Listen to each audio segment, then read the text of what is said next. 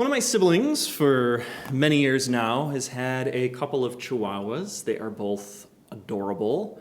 One has big ears, dark fur, and long hair, and the other one is the tiniest little thing, doesn't eat like it should, kind of runs around without using one of its legs for some reason. It's so tiny and light, I don't think it needs all four legs, and just kind of goes around like crazy. And their fiancé, who they're living with, also has two dogs, but they're like lab mixes, so it's really funny to see the two of them together with their sets of dogs. But if I had to ask you, you already know which set is the most fierce, right? It's the Chihuahuas. And, they won't take any gruff from any other dog, and you could be out on the street and they're just ready to take on the world. Maybe they're watching out for themselves, but they sometimes seem to be trying to defend the bigger dog from anyone who wants to look at them funny or step on the wrong sidewalk.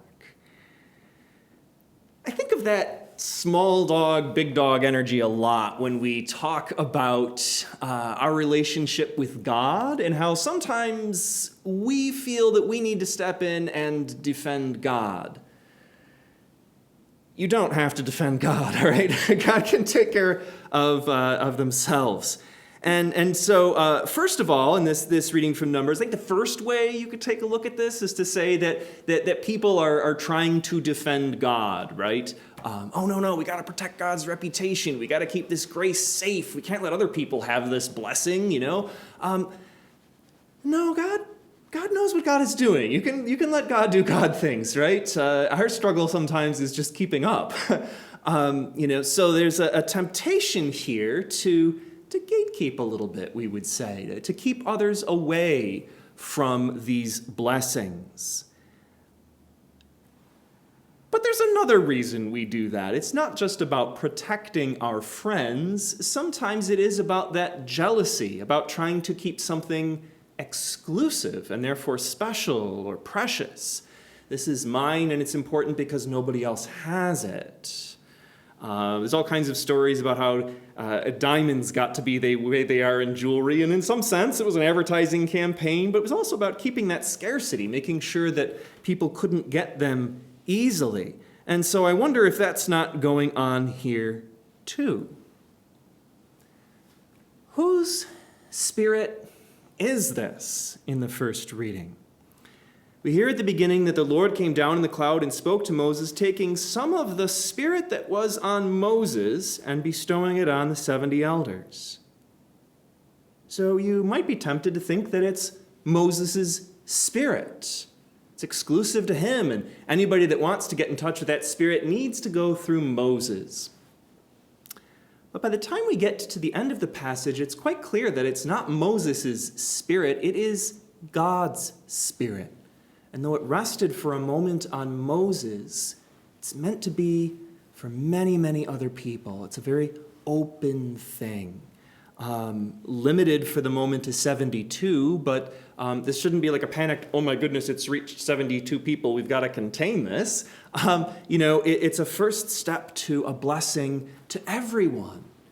Going back to promises to Abraham, a blessing to all nations, that God's Spirit would rest on everyone. So the first thing I think to think about in this reading is how we sometimes attempt to protect God, or maybe kind of put a limit on where we think God's grace can reach.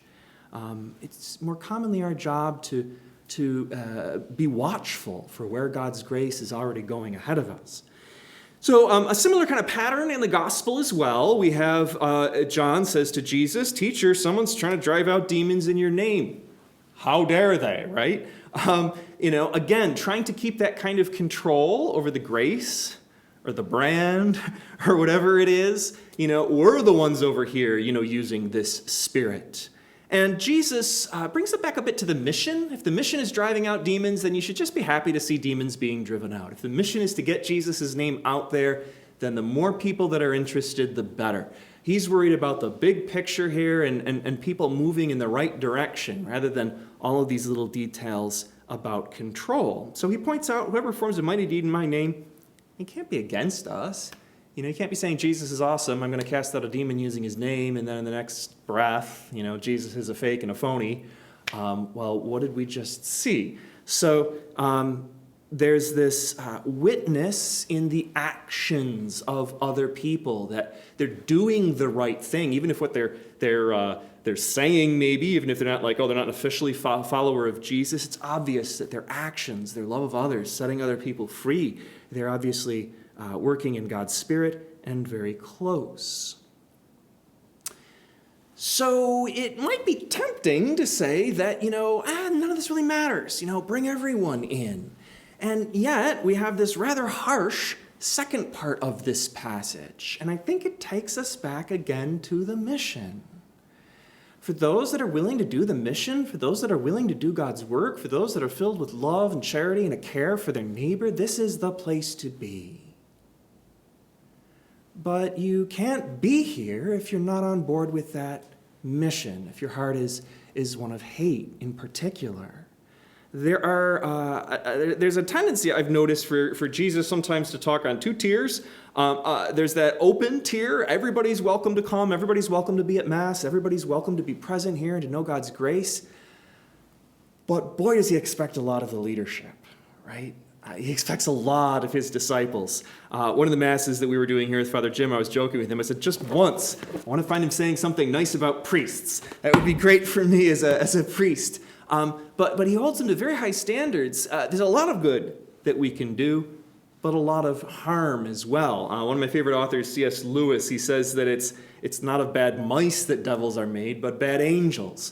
The more potential for good that you have, the more potential for harm as well. And so he kind of manages the transition from where we started here to the later bit about whoever causes one of these little ones who believe in me to sin, oh boy, are they going to be in trouble.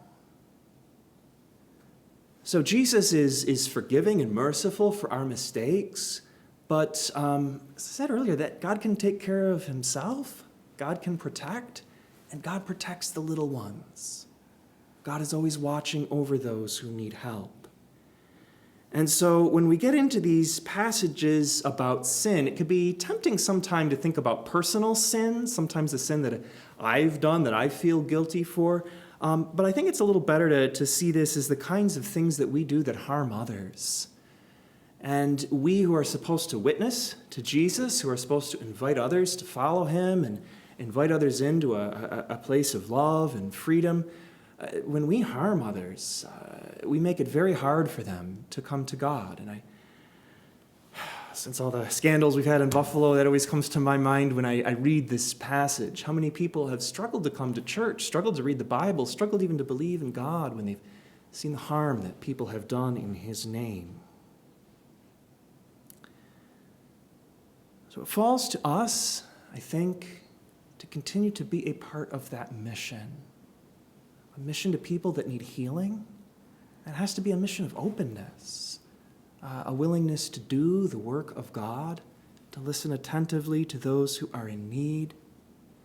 But if we're gatekeeping, it can't be driving people away from the pews or for coming to Mass because of whatever they may feel guilty for in their own hearts. But at the same time, with Jesus, we've got to be so careful with our leaders and who we put in positions of trust. So we'll turn now to our creed and what we all share in common.